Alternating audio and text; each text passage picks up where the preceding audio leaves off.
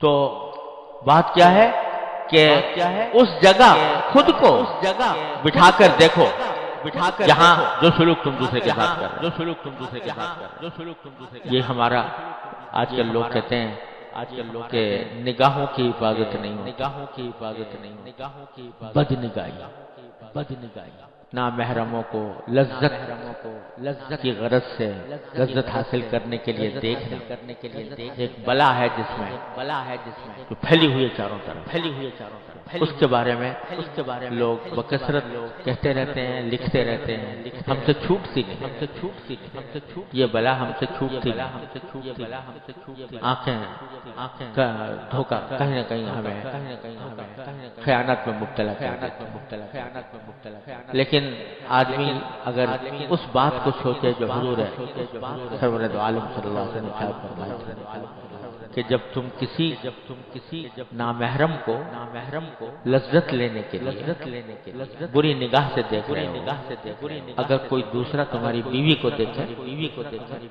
تمہاری ماں کو دیکھے، تمہاری بہن کو دیکھے، تمہاری اور کسی رشتہ دار کو دیکھے، تم پر کیا گزرے؟ کیا یہ کہو گے کہ بھئی اس کے بغیر تو زندگی بیکار ہے، اس میں زندگی کا مزہ ہی ختم ہو گیا، لطف ہی جاتا رہا۔ ارے اگر تمہارا اپنا لطف لینے کے لیے دوسروں کی عزت پر ڈاکہ ڈالے بغیر تمہارے مزہ نہیں آتا، تو دوسروں کو بھی تمہاری عزت پر ڈاکہ ڈالنے کا حق ہونا چاہیے۔ لیکن اس کو تو تم گوارا کرتے نہیں، اور دوسروں کی عزت پر ڈاکہ ڈالتے ہو اپنے آپ پر۔ تو یہ ہے دو عمل، یہ ہے دوہرا معیار۔ آدمی اسی بات کو اگر سوچے تو بہت بڑے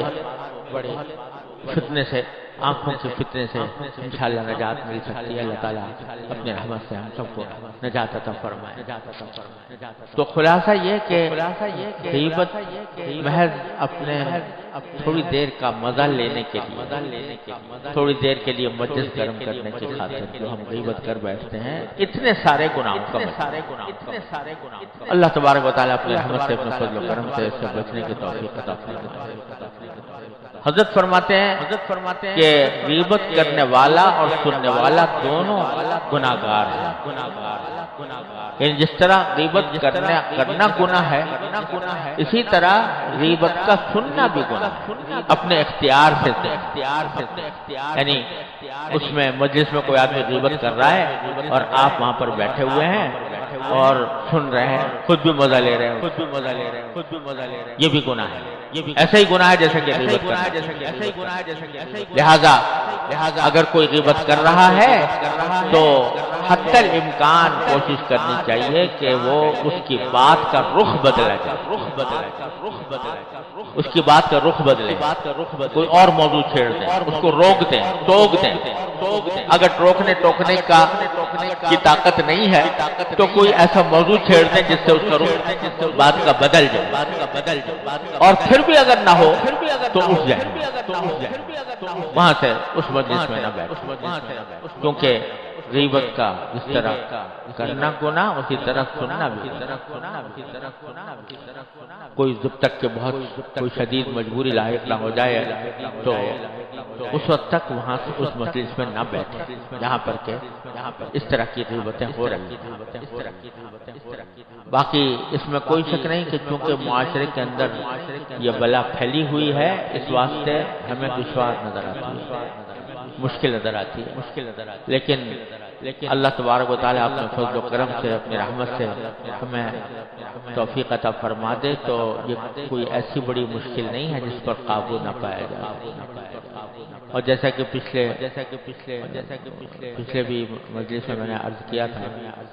کہ اصل میں ساری یہ خرابیاں جو پیدا ہوتی ہیں، چاہے وہ غیبت ہو، چاہے وہ بد نظری ہو، چاہے وہ حب جاہ ہو، عجب ہو، خود پسندی ہو، یہ سارے کے سارے شاخسانے ہیں اللہ تعالیٰ کے ساتھ تعلق مضبوط نہ ہو۔ اللہ تبارک و تعالیٰ کے ساتھ تعلق مضبوط ہو،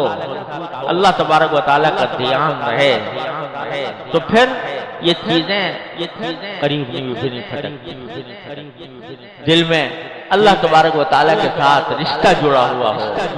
اللہ تبارک و تعالیٰ کی نعمتوں کا دھیان ہو، اس نعمتوں کا شکر ادا کرنے کی توفیق ہو رہی ہو، اللہ تبارک و تعالیٰ نے جو کچھ اس کائنات کے اندر پیدا فرمایا ہے اس میں اس کو سوچنے کی، اس کے اوپر فکر کرنے کی، اس کو سوچنے کی عادت پڑی ہوئی ہو، تو پھر یہ باتیں جو ہے یہ ہوا کی طرح اڑ جاتی ہیں، ان کا یہ انسان کے اوپر اثر انداز نہیں ہوتی۔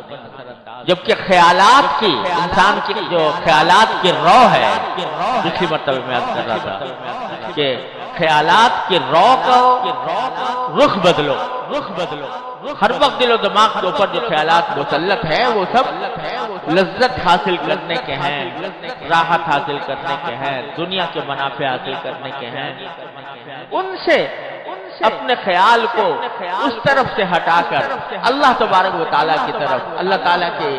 حاکمیت کی طرف، اس کی خالقیت کی طرف، اس کے انعامات کی طرف، اس کی نعمتوں کی طرف، اس کی طرف دھیان کو پلٹاؤ اور ایسا ہو جائے کہ اللہ تبارک و تعالیٰ کا دھیان رہے۔ دل میں جو خیالات آئیں، وسوسے بھی آئیں، تو اللہ تبارک و تعالیٰ کی عظمت کے، اس کی محبت کے، اس کے انعامات کے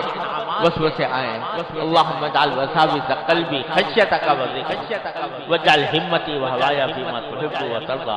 نبی کریم صلی اللہ علیہ وسلم نے دعا سکھائی۔ تو جب یہ خیالات کی روح اس طرف پلٹتی ہے، خیال تو آئے گا، کوئی نہ کوئی آئے گا، کھانا خالی رکھتے میں گرت، اگر خالی ہو گئے، اللہ تعالیٰ کے ذکر سے خالی ہو گیا، اللہ تعالیٰ کے یاد سے خالی ہو گئے، تو پھر شیطانی خیالات آئے، شیطانی وساوس آئے۔ اسی لیے نبی کریم صلی اللہ علیہ وسلم نے تلقین فرمائی کہ ان یکون لسانک رطبا بذکر اللہ، تمہاری زبان اللہ کے ذکر سے تر رہے، چلتے پھرتے اٹھتے بیٹھتے زبان پر ذکر ہو اللہ تبارک و تعالی۔ ارے بھائی، نہ اس میں کوئی محنت ہوتی ہے، نہ اس میں کوئی مشقت لائق ہوتی ہے، نہ کوئی پیسہ خرچ ہوتا ہے۔ جا رہے ہو نا، چل رہے ہو، تو جاتے ہوئے چلتے ہوئے کوئی ذکر زبان پر لے آؤ، کوئی حافظ ہے تو تلاوت کرتا رہے، کوئی